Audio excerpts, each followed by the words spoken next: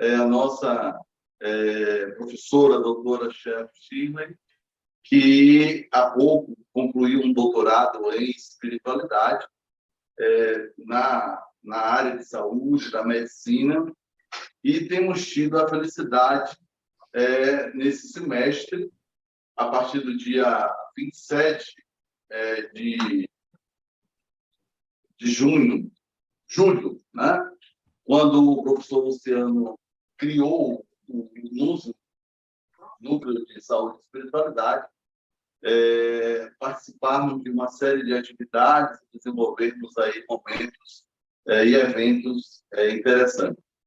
Sem dúvida alguma, com a certeza e a consciência de que as universidades que se destacam neste momento, mundialmente falando, na pesquisa sobre saúde e espiritualidade, estão na vanguarda, contribuindo para que a consciência humana, e especialmente no que diz respeito a essa ampliação, assim consideramos, da percepção, do sentimento e, naturalmente, da prática que os médicos e os profissionais da área de saúde precisam ter em relação ao ser humano.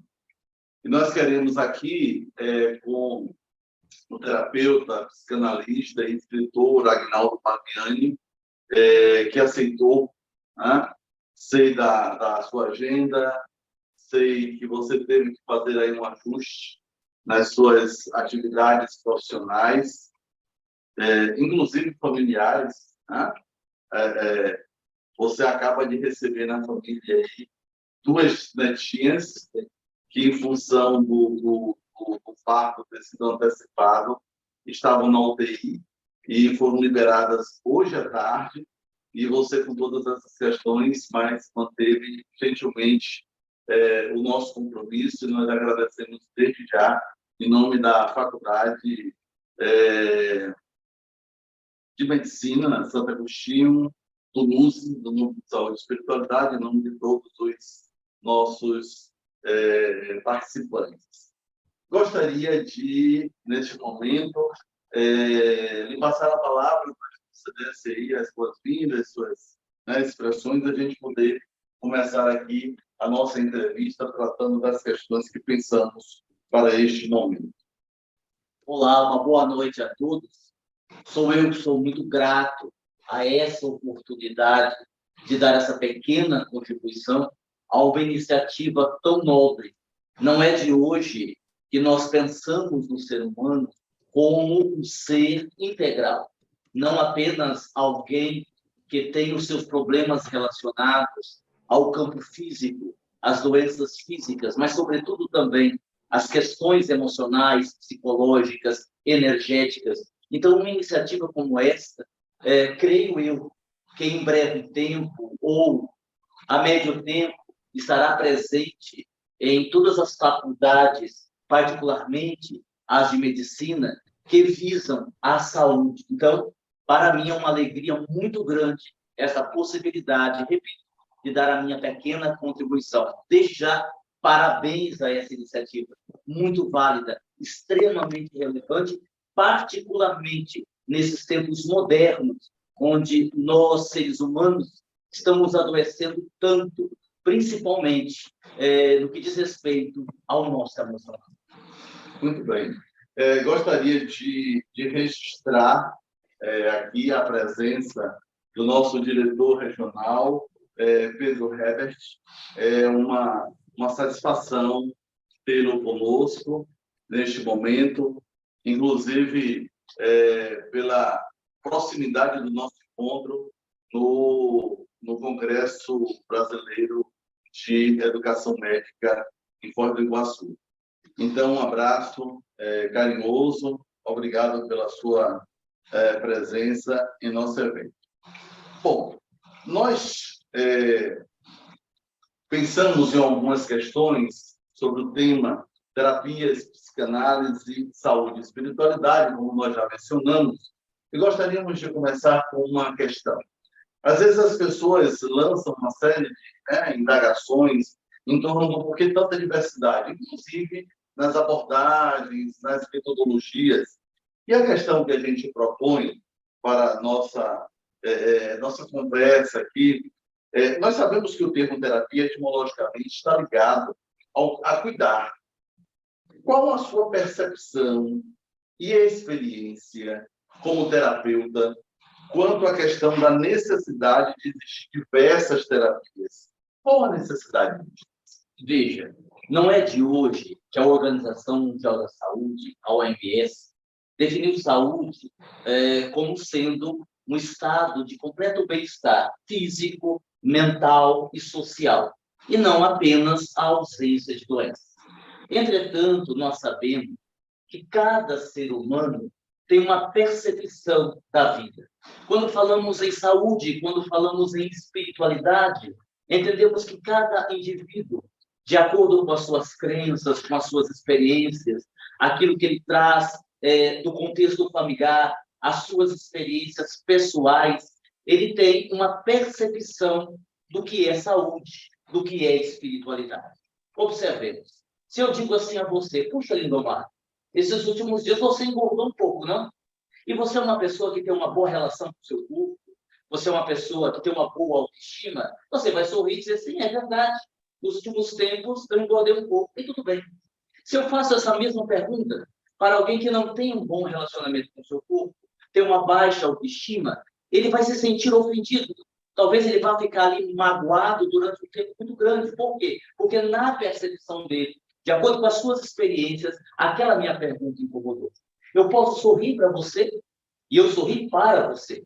E se você é uma pessoa que, por exemplo, sofreu muito bullying na vida, na relação com as pessoas, você pode perguntar, você está rindo de mim? Eu digo, não, estou rindo para você. Não, você está rindo de mim. E a sua percepção vai ser completamente diferente. Outro dia, uma pessoa me contava que teve uma briga horrível em casa por causa de uma Coca-Cola, porque a esposa saiu para comprar algumas coisas e o marido pediu que ela comprasse um refrigerante. E ela esqueceu de comprar o refrigerante. E por ter esquecido de comprar o refrigerante, houve um escândalo, ele brigou, xingou, bravo, aquela coisa toda. E no final ela me dizia, mas Aguinaldo, por causa de um refrigerante. E eu dizia a ela, não. Talvez muito por conta da criança ferida que o seu esposo traz. Talvez uma criança que não teve voz ativa, uma criança que foi tolhida pelos seus pais. Então, quem está se manifestando ali é a criança ferida. Bem, me parece que esse é um ponto muito importante. Isso quer dizer o quê? Respondendo a sua pergunta. Que cada pessoa, de acordo com a sua percepção, vai se afinizar com essa ou com aquela terapia. E nós temos que recordar ainda uma outra questão. Quando nós vamos para as causas de uma depressão, de uma ansiedade, de uma síndrome do pânico, nós temos aí uma situação multifatorial. Há pessoas que têm um problema, e aí então aquele problema de ordem emocional está relacionado, por exemplo, a algo que ela viveu na infância. Neste caso, talvez a psicanálise, né, trazida por Freud, seja a melhor terapia para ajudar aquela pessoa. Nós temos outras situações que a psicologia, as áreas da psicologia social, a cognitiva, por exemplo, seja aí uma especialidade, uma terapia que se encaixará melhor para aquele indivíduo. Então, se somos pessoas diferentes, se temos percepções diferentes, e se as causas das nossas enfermidades psíquicas são diferentes, natural que tenhamos várias técnicas, várias abordagens que possam atender o indivíduo dentro da necessidade específica dele. Então, por essa razão, nós acreditamos que seja muito bom que a gente tenha aí várias alternativas para cada indivíduo, de acordo com a sua necessidade. Muito bom. E vale lembrar uma questão muito interessante, que você resgata a singularidade humana. Cada um é um. E essa compreensão, inclusive no que diz respeito às afinidades, às necessidades de cada um, o quanto se ajusta melhor ou não às suas próprias características, define exatamente essa busca da abordagem, né, de um tipo de terapia específico. Mas só para registrar, não vou perder essa oportunidade, No caso da percepção de eu ter aumentado o meu peso, não é verdade. Sim, mas foi apenas uma colocação simbólica, um exemplo fictício, nada a ver com a realidade. Ótimo. Eu me esqueci de Só fazer para esse. registrar. E você sabe, Lindomar, que eu costumo dizer para as pessoas que me perguntam que talvez esse seja o maior desafio para quem é psicoterapeuta, psicólogo, para quem trata da saúde mental. Porque, veja bem, se eu atendo 2, 3, 4 clientes que apresentam um quadro de depressão, eu teria que oferecer a cada um deles um tratamento diferente. Porque não há um padrão. Mas por quê? Como você falou, a singularidade humana. Porque se você tem, por exemplo, uma hérnia inguinal, o procedimento é o mesmo. Você faz uma cirurgia e fica livre do problema. Não tem outro procedimento. Se é um jovem, um idoso, um homem, uma mulher, é o mesmo procedimento. Nestes casos, não. Cada um tem uma causa, cada um tem uma situação, e veja como a gente identifica as dificuldades que, aparentemente, para alguns, não teria problema algum. Eu me lembro, eu pedi autorização a ela para dar esse exemplo, eu me lembro de uma jovem que foi minha cliente, para a gente perceber a sutilidade que às vezes gera um problema para a vida toda. O próprio Freud, dentro da psicanálise, dizia que tudo aquilo que nós não resolvemos dessas nossas fases da infância, o desenvolvimento psicossexual da criança, e que não é resolvido, vai nos acompanhar pelo resto da vida. Eu atendi essa cliente durante algum tempo e ela apresentava uma baixa autoestima, ela apresentava uma carência muito grande e uma necessidade quase que neurótica de agradar as pessoas, particularmente a figura masculina. E depois de várias sessões, nós identificamos uma situação. Quando ela tinha 7 anos, eles trabalhavam, a família, o pai, a mãe, numa fazenda, como funcionários da fazenda. E o pai entrou na sala e disse para a mãe, e ela estava ali: puxa, olha só, nasceu menina. Se tivesse nascido menino, me ajudaria muito mais. Agora, com uma menina, como é que vai me ajudar na vida? E aquilo desencadeou nela um sentimento de inferioridade e uma necessidade de agradar o pai. Pronto. Ali nasceu um problema que a acompanhou até os dias atuais. Ela já é uma jovem senhora de 48 anos. Então, veja como algumas coisas acabam ali comprometendo o nosso equilíbrio emocional. Verdade. Tudo bem. Muito interessante aí a sua resposta, as relações que você apresentou. Bom, vou fazendo aqui uns links, tá ok? Ok. Bem, você é espiritualista, Sim. um terapeuta, um psicanalista, portanto, compreende o mundo e as pessoas dentro do sistema espiritualista. Considerando que no cerne da teoria psicanalista, o sistema é o materialista, como você consegue fazer esse ajuste nos manejos metodológicos e no próprio discurso com os clientes e analisantes? Veja, é interessante a sua pergunta. Quando nós vamos ler a história da Branca de Neve, a gente, olhando bem para essa história, nós vamos perceber que, a rigor, Branca de Neve é um personagem secundário. Porque a história em si, para a gente aqui resumir, é a história da mulher com o espelho. Porque quando a madrasta pergunta ao espelho: espelho, espelho meu, existe alguém mais bela do que eu? E o espelho responde: não. O que acontece? Nada, está tudo em paz. Ela está em paz, Branca de Neve está em paz, o reino está em paz, o espelho está em paz. Quando ela pergunta pela segunda vez: espelho, espelho meu, existe alguém mais bela do que eu? Não. Tudo continua em paz. Branca de Neve em paz, a madrasta em paz, todo mundo em paz. Mas quando ela pergunta: existe alguém mais bela do que eu? Sim, Branca de Neve. E aí, então, ela contrata o caçador, manda matar a Branca de Neve, quebra o espelho, ou seja, em outras palavras, a grande questão é em que você se transforma quando alguém diz o que você não quer ouvir. Por que eu lembrei dessa pequena história? Para dizer que tudo tem muito a ver com a escuta. Como você vai escutar? A sensibilidade, e realmente esse manejo, ele não é tão simples de fazer. Eu atendo clientes que me dizem assim na terapia: por favor, me fale de Deus. me fale de espiritualidade. Enquanto que outros me diziam assim, não me fale de Deus, porque eu não acredito em nada.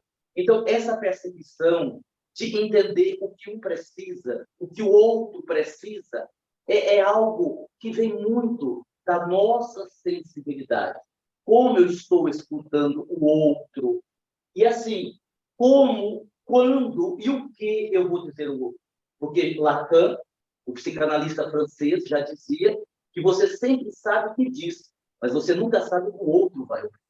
Então, a gente tem que prestar muita atenção nisso. Às vezes, e você sabe disso, você tem que esperar a pessoa alcançar um determinado nível de compreensão para que determinadas coisas sejam ditas. Até isso acontecer, nós vamos ali perguntando, o que Freud fazia muito bem, a associação livre, e ele ia pedindo para as pessoas falarem, e ali naquela fala, ele ia, então, interpretando o que a pessoa queria dizer. Eu me lembro, olha a sutileza, que um dia, atendendo uma cliente, eu tive um problema de saúde e fiquei alguns dias sem atender. Quando eu voltei, ela me disse, Aguinaldo, como é que você está? Estou bem, estou recuperado. Puxa, eu fiquei muito preocupada com isso. Fiquei muito preocupada, porque você sabe que eu me preocupo muito com você. Me preocupei muito com a sua saúde. E ali, eu senti que era o momento de dizer. E eu disse a ela, talvez não.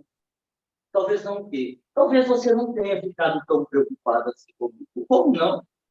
Você está dizendo que eu estou mentindo? Eu disse, conscientemente não. Inconsciente, talvez. Como assim? Eu digo, olha, faça um raciocínio comigo. Se eu adoeço, eu naturalmente tenho que desmarcar os clientes. E desmarco você. E você é uma pessoa que, nessa fase da sua vida, precisa muito da terapia. Você já me disse. E quando eu desmarco você, você fica muito aflita. Então, talvez, a sua preocupação não seja exatamente comigo, mas com você mesmo, projetada em mim. Porque já que eu adoeço, não lhe atendo. Então, a sua preocupação é com você mesma. Pense a respeito. E na terapia seguinte, ela veio me dizer que era verdade. Que ela realmente estava preocupada com ela dentro do egoísmo, palavras dela, que ela possuía. Quando procura um terapeuta holístico, um psicoterapeuta, um hipnoterapeuta, como eu, elas já vêm com aquela ideia de trabalhar também espiritualidade. O que não acontece com todo mundo. Então, nós vamos tendo esse cuidado de direcionar de uma forma a não invadir o pensamento de cada pessoa, dentro dessa respeitabilidade. Interessante, observando aqui os elementos que você traz dessa relação, né, dos maneiros, das metodologias. Eu lembrei que na disciplina Saúde e Espiritualidade existe essa disciplina no curso de medicina das faculdades ou das universidades, que despertaram já para o valor e a importância dessa questão. E nós precisamos trabalhar com os médicos de formação, né, com os nossos alunos que estão na graduação de medicina, dois protocolos para tratar das questões de espiritualidade do paciente, com esses componentes, as crenças dele, as práticas, que podem contribuir na recuperação mesmo da cura, ou mesmo nessa condução do caminhar para a morte, né, andando no time.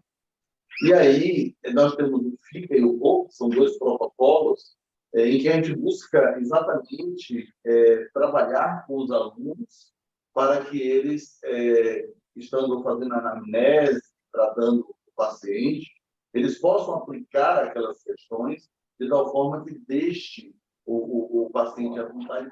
O profissional, ele precisa estar muito atento aí, porque, às vezes, a metodologia aplicada não é exatamente aquilo que a pessoa precisa.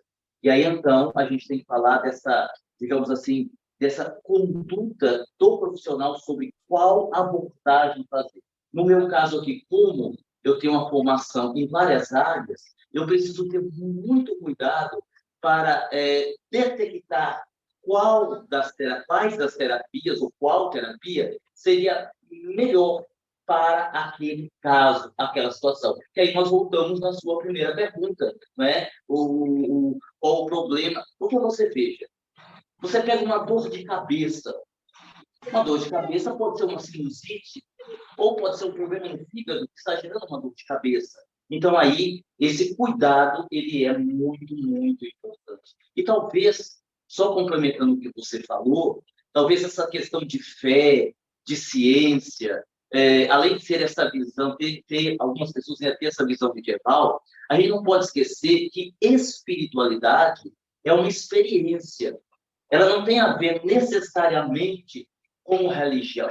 Você pode até ter uma instituição religiosa, os dogmas, os ritos, que vêm contribuir para a busca da espiritualidade. Mas não é a espiritualidade em si, porque também há muita confusão neste sentido por parte de algumas pessoas. A religião, ela pode até canalizar a água, mas ela não é a fonte. A busca da espiritualidade pode ser feita sem um vínculo direto com a religião, a depender de cada um. Perfeito. E aí a gente já vai aqui adentrando na próxima questão. Né? Sabemos que a psicanálise tem ajudado muito, né? Na questão da saúde humana, especialmente na questão da saúde mental. É possível a psicanálise contribuir na questão da espiritualidade? E aí essa pergunta, naturalmente, é que está implícito o que a gente já colocou há pouco aqui, de que no cerne a psicanálise ela está vinculada ao sistema materialista. Então, como estando vinculada ao sistema materialista, ela pode sim contribuir para a questão da espiritualidade, que aí você já trouxe alguns elementos e que eu gostaria que você desenvolvesse um pouco mais. Perfeitamente. Porque, veja, quando se fala em espiritualidade, é uma busca do ser para aquilo que ele entende como a sua essência, não necessariamente como nós temos a religião. Ficou marcado para algumas pessoas, e eu ouço muitas pessoas dizendo isso, que Freud não trabalhou diretamente a espiritualidade. Não, o que Freud tinha era uma certa resistência às religiões da época, por exemplo, e os seus dogmas, os seus ensinamentos, do tipo, olha, sexo só depois do casamento, a homossexualidade como sendo um pecado, e outras coisas que acabavam gerando das pessoas problemas psíquicos. Então, foi isso que Freud muitas vezes debateu.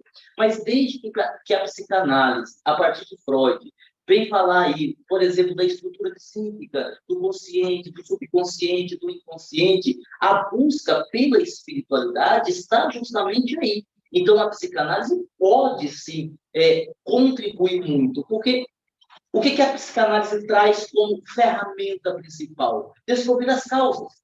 O que é que está no inconsciente que ainda não foi identificado, comprometendo comportamentos e a nossa própria saúde na atualidade. Então, isso é também busca pela espiritualidade. Então, a gente precisaria ampliar um pouco mais este conceito.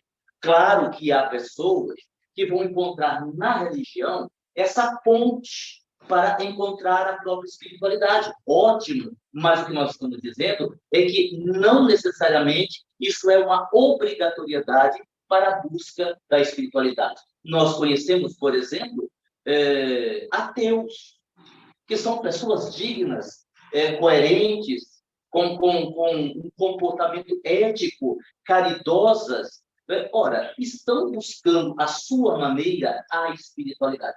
Talvez o grande problema do ser humano é que nós queremos encaixar o comportamento alheio no nosso modelo de interpretação das coisas. E aí, então, nós vamos reduzindo muito as perspectivas e as possibilidades. Eu conversava com uma jovem uma vez e eu disse a ela, olha, nós estávamos fazendo uma terapia, e eu disse a ela, lembre-se de algo que ocorreu na sua infância, muito positivo, muito bom. E ela pensou um pouco e disse, me lembrei. Pode dizer, foi uma vez quando eu quase morri afogada. Eu disse, não, você não entendeu. Eu pedi para você se lembrar de algo bom da sua infância. Sim, é isso, eu quase morri afogada. Sim, mas o que isso tem de bom? E ela me disse assim, meu pai estava próximo pescando, correu e salvou-me. Eu quase morri. E ali, naquele momento, ele me abraçou, com medo de me perder, e disse assim, eu te amo.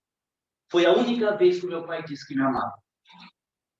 Olha só, né? Olha que coisa impactante isso. Emocionante, impactante. Mas, puxa, os dramas humanos necessitam deste carinho, deste não julgamento, do entendimento do que levou a pessoa àquela situação. Eu tratei uma jovem durante 1 ano e meio. E sabe o que ela veio fazer na terapia? Conseguir se preparar para dar um abraço no pai. É tão interessante esse universo das carências humanas que você me fez lembrar, e aí a emoção tem esse poder, né? Ao ouvir você colocar assim, eu senti a emoção que possivelmente você sentiu na hora e que a sua paciente trouxe, né? Com essa declaração tão afetiva e fundamental, que certamente deu sentido e significado para a vida dela, né? E aí eu lembro de um aluno em que ele era um bom aluno, e aí ele resolveu assinar a prova e entregar em branco. E aí eu chamei ele e disse, cara, por que você não estudou? Ele disse, não estudou. Você não sabe? Não, eu sei. Não, estou entendendo. Se você estudou, se você sabe, como é que você assina e entrega? Vai ser 0. Isso era pequeno, né? Aluno menor. E aí ele virou para mim e disse assim, mas vou fazer isso. Mas você vai tirar 0, eu disse, eu sei. E eu sabia, já tinha tido notícias, que o pai dele, à época não era proibido, o pai dele dialogava com ele fisicamente falando, né? Não agredia, batia. E aí eu disse para ele assim, rapaz, pelo que eu sei do seu pai, quando ele pegar a sua prova que for 0, ele vai me dar uma surra. E aí ele me responde assim, pelo menos ele vai me tocar. Veja, né, a falta de Estado. Nem seja para me bater. Eu fico pensando nessas horas no quanto nós podemos também ser agentes de um processo desse. Quando, nas melhores das intenções, a gente pode não tocar a outra pessoa, pode não oferecer a outra pessoa a oportunidade de algo que é tão fundamental, que é o toque humano. Né? A declaração verdadeira do sentimento que tem, como foi aí com a sua cliente, né? Sim. Muito legal, muito bom. Bom, a emoção gostou? A emoção. Vou para a próxima questão, tá? Bom, sabemos disso, e você há pouco também se referiu, você também é hipnoterapeuta. Quais resultados tem observado na utilização da hipnoterapia e a possível contribuição da hipnoterapia para a medicina? Vamos fazer aqui agora um link, né? O professor e hipnoterapeuta James Sweat, ele costuma dizer que a hipnoterapia é o uso da linguagem para a criação de uma nova realidade.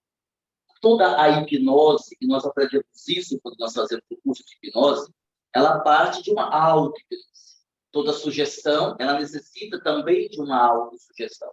E a gente vai percebendo nesses processos de hipnose o quanto a mente, o quanto o nosso pensamento, a nossa estrutura psíquica influencia diretamente na saúde do nosso corpo. Tanto é que hoje em dia cresceu muito os casos que nós classificamos como as pessoas que têm as doenças psicossomáticas, aquelas em que a causa está no pensamento, está na própria mente, e a hipnoterapia, ela vem contribuir decisivamente com isso, porque se a pessoa ela tem um problema de ordem física, gerado, por exemplo, gerado por um problema, digamos assim, de um pensamento viciado em algo, em doença, por exemplo, ela consegue, através da hipnoterapia, se libertar disso. Nós fizemos uma hipnose há pouco tempo atrás, muito interessante, em que nós tínhamos uma cliente e, assim, ela tinha uma boa intenção, mas um comportamento que ela não conseguia se libertar da procrastinação. Tudo era para depois. Um medo de lidar com a realidade. Isso fica para depois. Isso fica para depois. Isso fica para depois. E o tempo estava passando. E nós fomos usando outros métodos terapêuticos e percebemos que não estávamos atingindo o objetivo.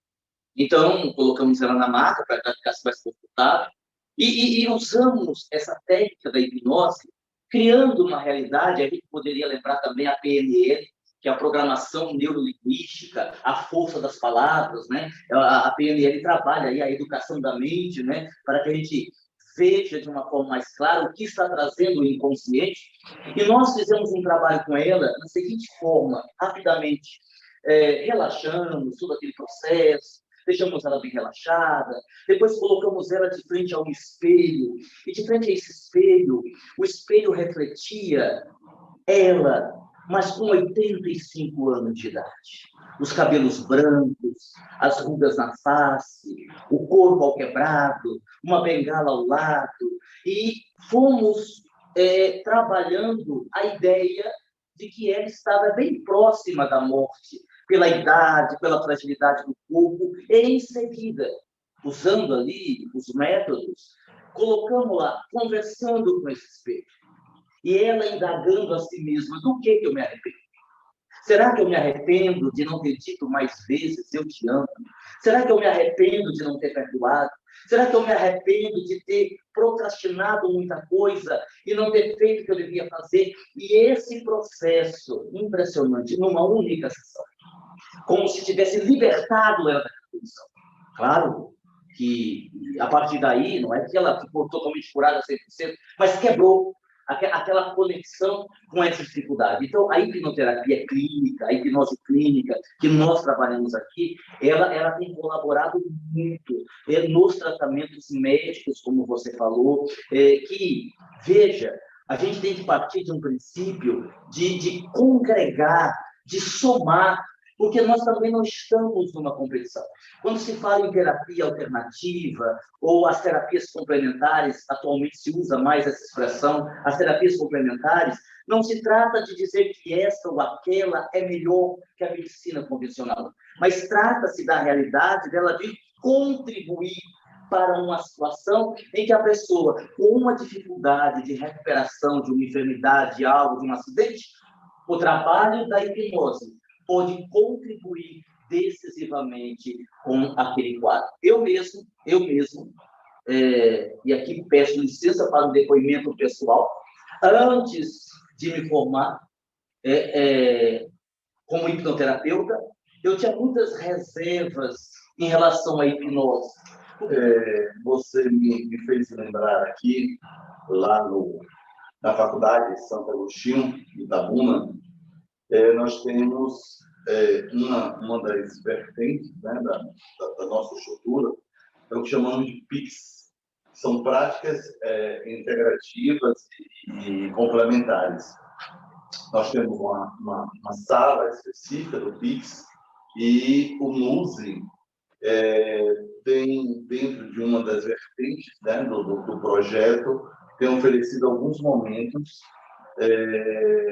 na sala para colaboradores da instituição, para professores, teremos também com alunos, estamos assim com alguns encontros pilotos, que permite a utilização de algumas abordagens terapêuticas que podem, inclusive, na perspectiva da hipnoterapia, relaxamento, mindfulness, um pouco do tai chi, exercícios respiratórios, aromaterapia, assim, nós estamos experimentando possibilidades para que o USE, juntamente aí com o PIX, ofereça para a comunidade acadêmica, né, os colaboradores, os discentes, docentes, de alguma forma perceber, além desse ambiente afetivo que temos conseguido construir na faculdade, temos esses momentos em que melhora a qualidade de vida, melhora a relação da pessoa consigo mesmo. E especialmente como uma forma de desenvolver a possibilidade da internalização, né, desses processos para a vida de todas as pessoas.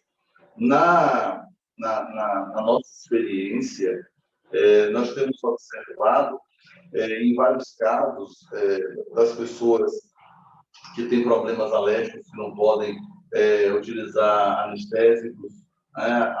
A hipnoterapia tem ajudado bastante.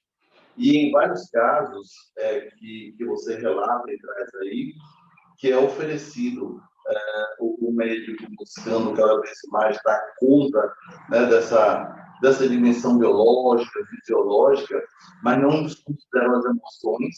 Sim. E o quanto as emoções influenciam tanto no adoecimento quanto na recuperação da saúde, inclusive na própria experiência de lidar com a morte.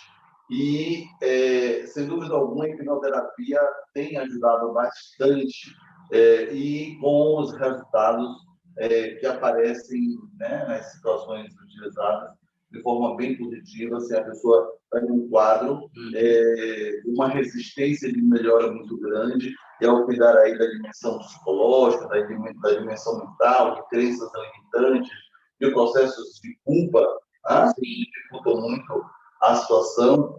Então, tem sido, assim, sem dúvida alguma, muito bem visto nesse processo, dentre outras tantas possibilidades. E lembrando que não é algo milagroso, não é algo fantástico. Trata-se realmente de ciência.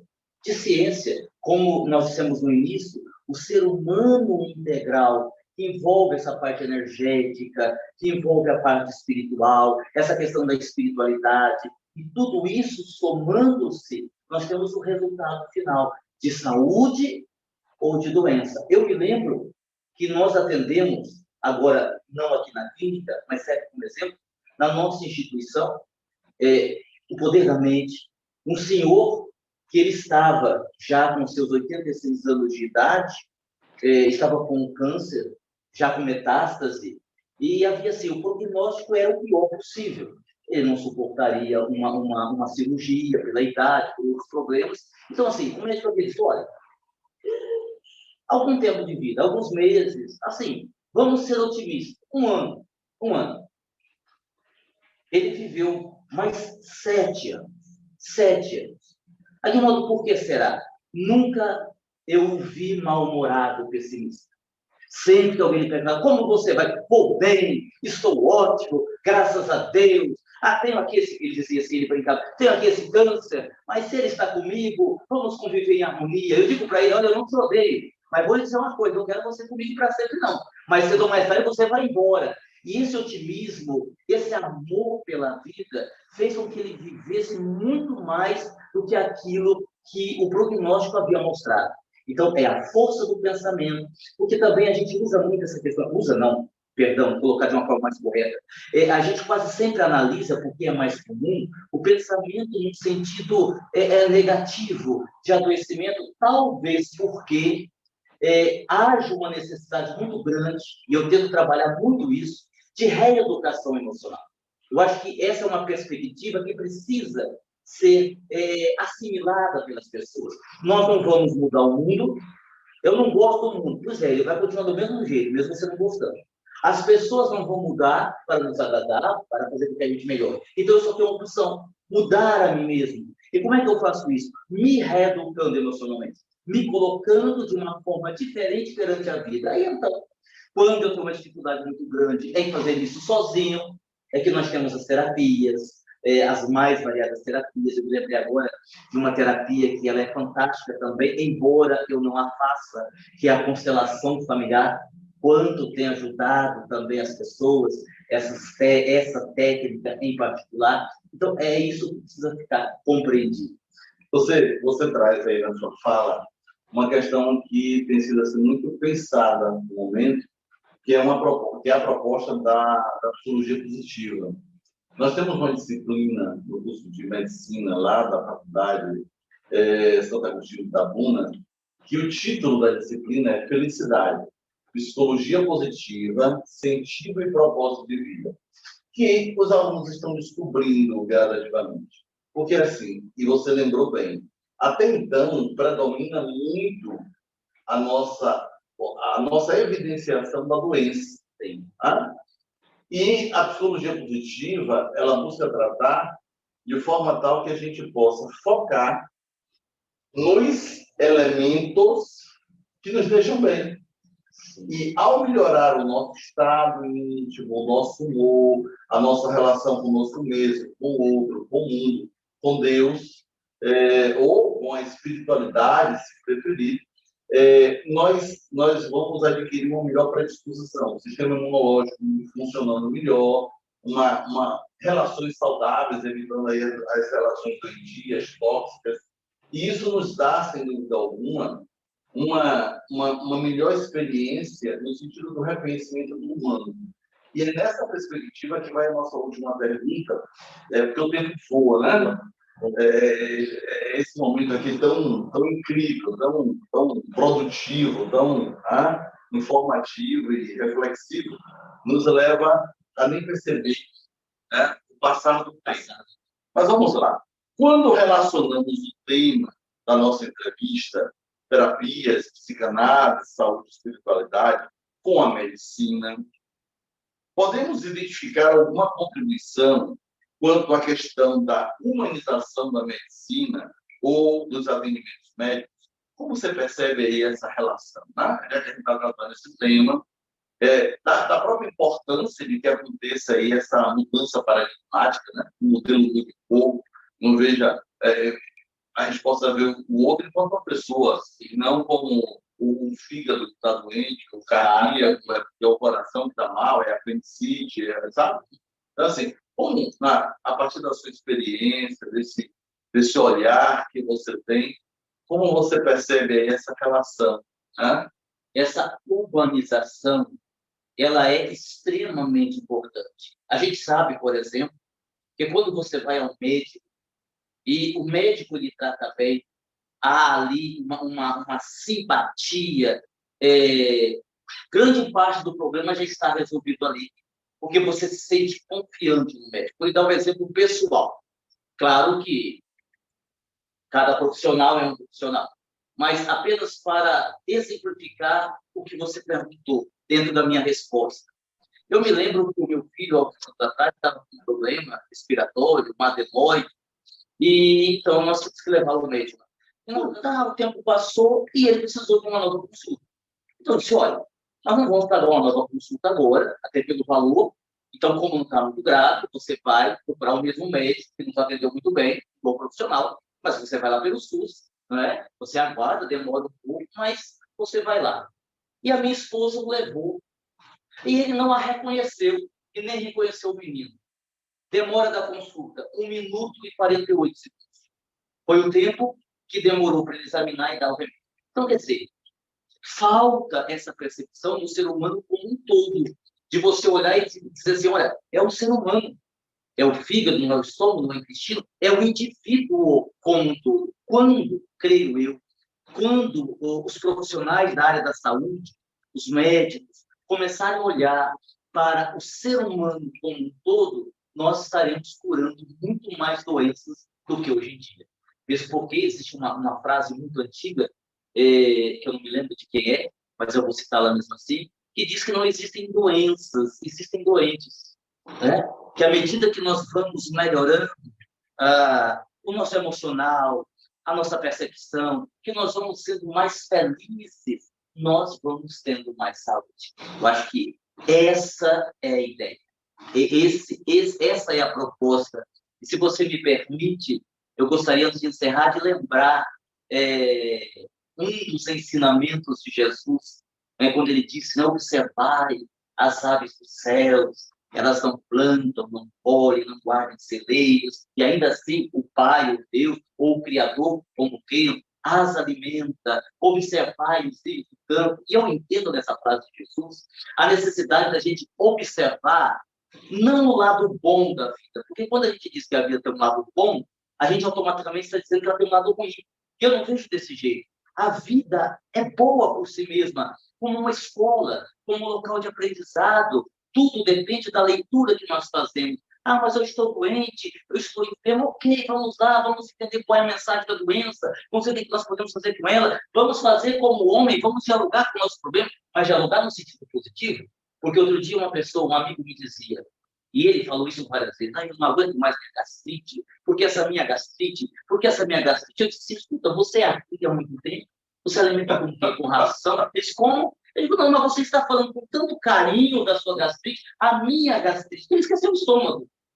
Ele se concentrava tanto na gastrite que ele se, e foi o que você falou, né? Da gente focar os elementos de cura. O meu estômago mais saudável, sem a gastrite, e esse pensamento sendo direcionado para o órgão enfermo. Você lembrou aí Jesus, e alguns consideram ele como um grande terapeuta, né? Sim. Eu lembrei de Philon e os terapeutas de Alexandria, que uma das propostas era exatamente esse contato das pessoas que estavam enfermas com a natureza, com as situações diversas, com as construções existenciais, né, positivas, desenvolvendo a sensibilidade. E lembrei também, em alguns momentos da sua fala, do filósofo Sócrates, que fazia a proposta do autoconhecimento. Eu o considero um grande amigo, exatamente pelo que nos oferece, enquanto proposta dessas buscas fundamentais, né, em torno de nós.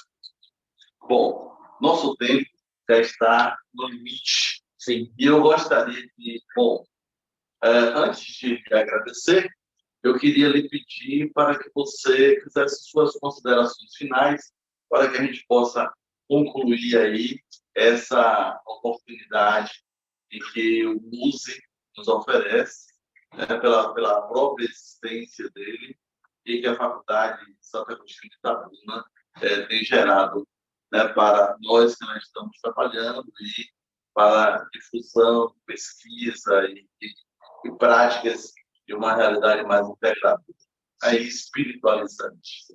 Eu gostaria de fazer apenas duas observações. A primeira, é claro, agradecer esta oportunidade.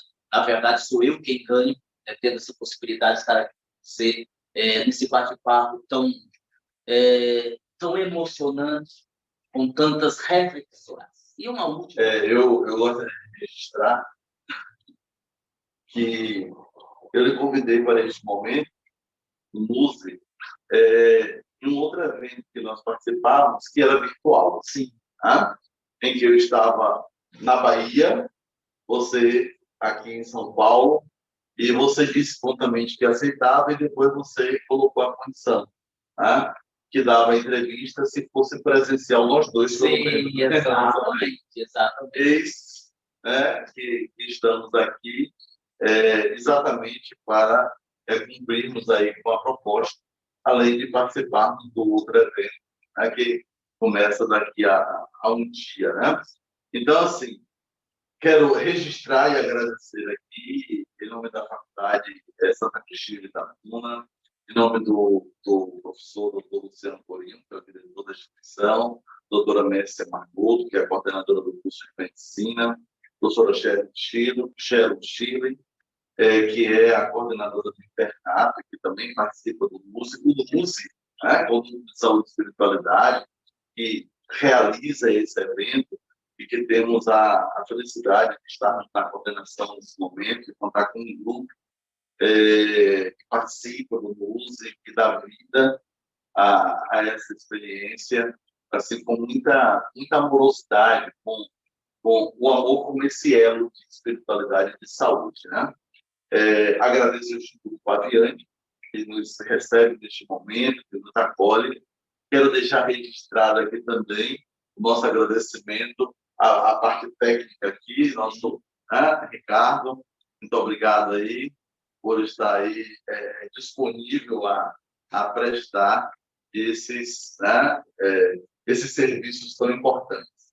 E não podemos também deixar de registrar a presença de Eliana Matos de Azevedo, que vai participar do evento, também está aqui conosco, né, acompanhando aqui, experimentando essas experiências que nós vivemos aqui. Então, agradeço a todos que estejam aí acompanhando, o professor Pedro Herbert, a todos os nossos queridos alunos, nossos alunos, docentes, os que não estão necessariamente vinculados à FASA, né, à Faculdade de Santo Agostinho, mas que estejam aí conectados conosco nessa relação de amor, de saúde, de espiritualidade, buscando compreender que as terapias, que a psicanálise, que as abordagens psicológicas, e que, acima de tudo, essa qualidade de vida que a gente busca ter, nos promove uma condição cada vez melhor. Que o conhecimento nos liberte da ignorância e que a gente possa desenvolver a sabedoria de que é muito mais fácil aprender a conviver para viver melhor. Né? Então, um abraço para todos, obrigado a todos vocês, aquele abraço bem, bem carinhoso, e até o nosso retorno, né? À nossa querida FASA de Tabu. Muito obrigado, Aguinaldo. Obrigado, eu Tudo de agradeço. bom. Obrigado. Um abraço carinhoso para todos. Até logo, pessoal.